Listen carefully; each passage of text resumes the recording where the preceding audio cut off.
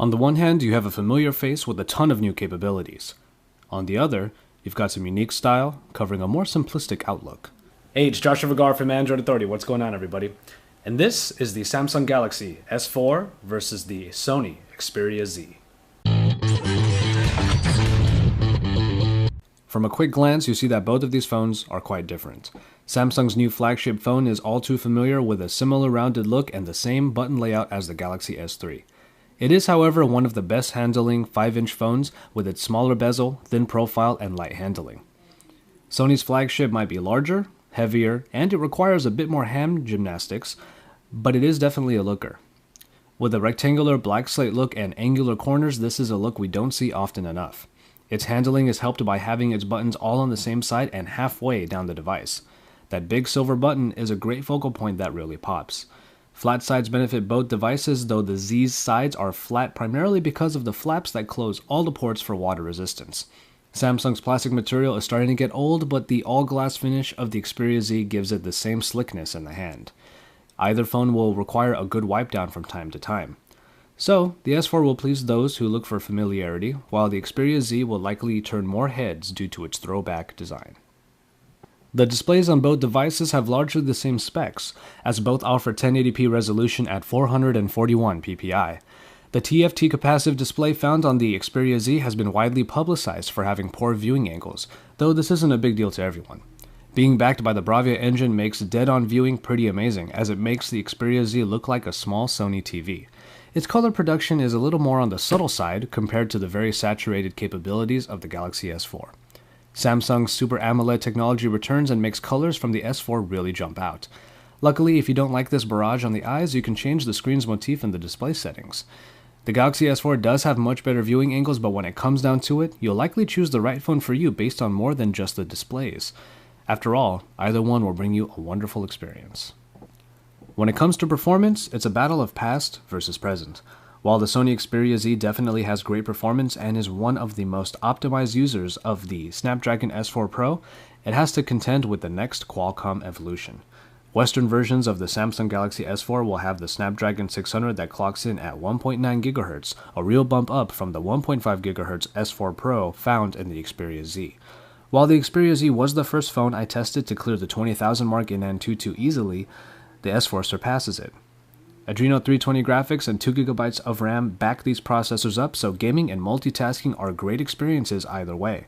Both phones will give you great performance as the S4 Pro still holds up. So, really only the spec sticklers will truly notice the difference in speed the Galaxy S4 has over the Xperia Z. Here's where things get tricky. Aside from the usual bells and whistles, both phones offer different things in extra hardware. The Xperia Z might not have a removable back, but one of the flaps covers a micro SD card slot to bolster its 16 GB of usage. Its battery is not removable, but the Z does have one great thing going for it: water resistance. While it might not seem completely practical, it can be your phone's savior if something unfortunate happens. The Galaxy S4 is not water resistant, but that back plastic cover allows you to get to the battery and the micro SD card slot. The main additions in the Galaxy S4 involve sensors for enhanced navigation, like air gestures, and an IR blaster that can control your TV. Finally, it has a much better speaker. See our full Galaxy S4 review for the rest of the new bits and pieces. The new additions give the Galaxy S4 a lot to offer, though they're no good if they get wet and damaged, something the Xperia Z has no worry of. If that is important to you, the nifty water resistance might make Sony's phone the one for you. We already mentioned that the battery in the Xperia Z is not removable, which is a big deal to people who like to have a spare unit handy when needed. The longevity of the Xperia Z's 2330 mAh battery has proven mixed, with web and general browsing faring better than media consumption. There are, however, a lot of power-saving options to help you comfortably get through a day's work. The Galaxy S4, on the other hand, allows you to keep that spare available, but for most days it might not be necessary, as the 2600 mAh battery can last for quite a while. If you're not a power user, you might even get a couple days out of a single charge. While some frugality might be required in the Xperia Z, it should still get the job done. Otherwise, the power paranoid can take advantage of the larger unit in the S4, maybe with a spare handy, just in case. And now for the cameras. Both phones sport 13-megapixel shooters, with the Xperia Z packing an Exmor RS sensor. Sony's Cybershot pedigree shows with the inclusion of Superior Auto that automatically sets the appropriate mode for the scene. Added features include HDR and sweeping panorama. Picture quality is quite good, with accurate reproduction despite colors tending toward a cooler motif. Much like the displays, pictures aren't as saturated as those the S4 creates. Samsung's camera does produce very nice photos as well, and its color reproduction brings vibrancy to just about any photo. But the S4's additions come with the new modes in the app itself. Without listing all of them, certain modes like Drama Shot and the Dual Capture do add more potential fun to your smartphone photography. You can see our new features explained video for a better look at these new options. Those looking for more ways of getting a quirky Instagram photo might opt for the Galaxy S4. Either phone, however, will prove a very capable shooter. And finally, we have the software. We'll start with the Galaxy S4 as it has the more heavily modified user interface. TouchWiz is something you love or hate, but at least the S4 makes it more bearable with a larger screen that better suits its bloated elements. App additions include the remote controller Watch On and the helpful tracker S-Health, bolstering other well-known capabilities like S-Voice and multi-window. In navigation, you can now use your floating finger like an S Pen to get previews and wave your hand or use your eyes to scroll. Again, see our other two videos for a more in-depth look. These might all be more options than you can handle, but they are available for usage whenever you fancy.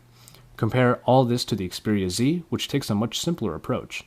It looks a lot more like stock Android, Ice Cream Sandwich in particular, and opts for darker tones over the uber colorful. Sony does have its classics in there like the Walkman, but also adds in small apps for further multitasking. If you dislike TouchWiz, the S4 probably won't help with that. In that case, the more simplistic and low-key Xperia UI might better suit you. However, the Galaxy S4 does take advantage of its new hardware features to bring you a navigation experience that feels fresh, despite not being particularly revolutionary. As premium phones, both of these top-tier devices will set you back a pretty penny. Unlocked, either smartphone will get close to $700 US, although the Xperia Z has been around a little longer and can possibly be found for cheaper prices. The Xperia Z isn't widely available on US carriers yet, but it will likely be at the typical $199 on 2-year plans, just like the Galaxy S4. And so, there you have it. Sony's best against Samsung's best. Samsung put a lot of effort into making the S4 a tough package to beat, and while it may be the easiest handling 5-inch screen device, it may also prove overwhelming to those looking for a simpler software experience. Enter the complete opposite, the Xperia Z. Despite being closer to stock Android in its user interface, the water-resistant design also brings a slightly bigger profile and much more unique looks. In the end, you're choosing between familiarity, with new capabilities, or a phone with a new look that is very good at everything you're already used to. Drop a like on this edition of Versus and then check out all our other coverage at the Android Authority YouTube channel. And then head over to AndroidAuthority.com because we're your source for all things Android.